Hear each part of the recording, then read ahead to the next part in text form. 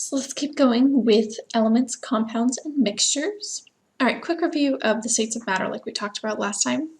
So you have solid, liquid, and gas. And when matter changes between these different states, we call that a physical change, meaning that the chemical composition of that matter did not change. So here we have ice as a solid version of water, and ice, when it melts, becomes liquid. It's still water molecules. It's one oxygen combined with two hydrogen atoms, right? We did not change the composition of water by rearranging these atoms. So that's a physical change where the chemical composition does not change. In chemical changes, though, we can rearrange or separate the bonds between these atoms. So we can chemically separate hydrogen and oxygen to give us oxygen molecules and hydrogen molecules. That would be a chemical change. When we are talking about different types of matter, we typically talk about matter that can either be a mixture or a pure substance. Mixtures are made of two or more pure substances, and pure substances can either be, we determine if they can be chemically simplified or not chemically simplified.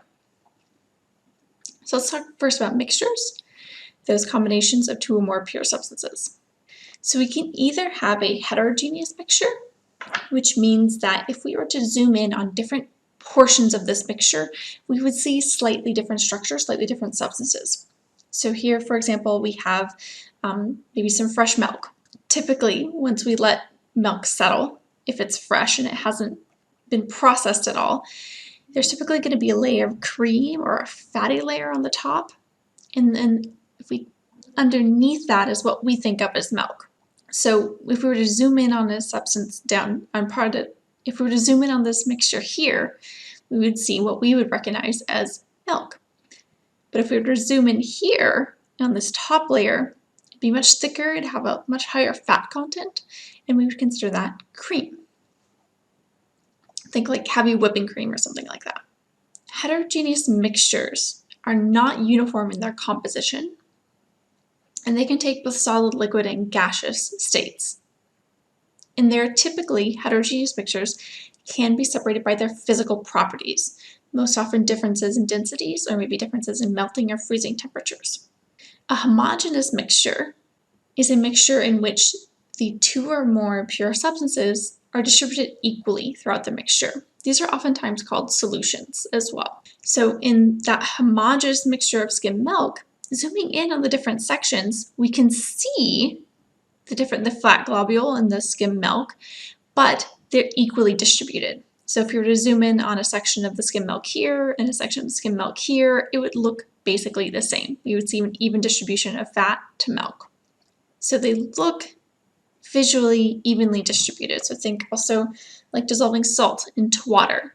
We make an even distribution of water, even distribution of salt within that water.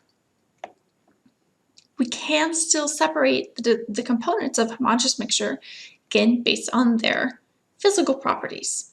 Things like mass, melting point, size, things of that nature. If we are dealing with a substance, if we're dealing with some matter that has constant properties, one of those two types of matter could be a compound. So a compound is when two or more elements are chemically combined into a fixed ratio. So the chemically combined mean they're chemically bonded. Two or more elements are chemically bonded into a fixed ratio by mass. So here we have the compound water, right? We have two elements, hydrogen and oxygen, and they're chemically bonded to each other in a fixed ratio. We always have one oxygen to two hydrogens. Or sugar, right? The black is carbon. So we have carbon, hydrogen, oxygen, always combined in this fixed ratio. So this would be a compound. We can separate the different atoms within the compound by chemical processes, not by physical processes. So we could chemically separate the oxygen and the hydrogen molecule, but physically that's not possible. We could chemically break apart the sugar molecule, which is what happens in living systems when they digest food and use that food for cellular respiration. We are chemically breaking down that sugar. So all compounds are composed of molecules. So the water molecule in water, that compound is a water molecule. But not all molecules are compounds. So this oxygen molecule right here, because it is only composed of one type of element, oxygen, it is not a compound. Compounds always have two or more elements in the molecule in order to make a compound. If we are not able to chemically separate the components of a substance, then we have an element. Elements are collections of a single type of atom.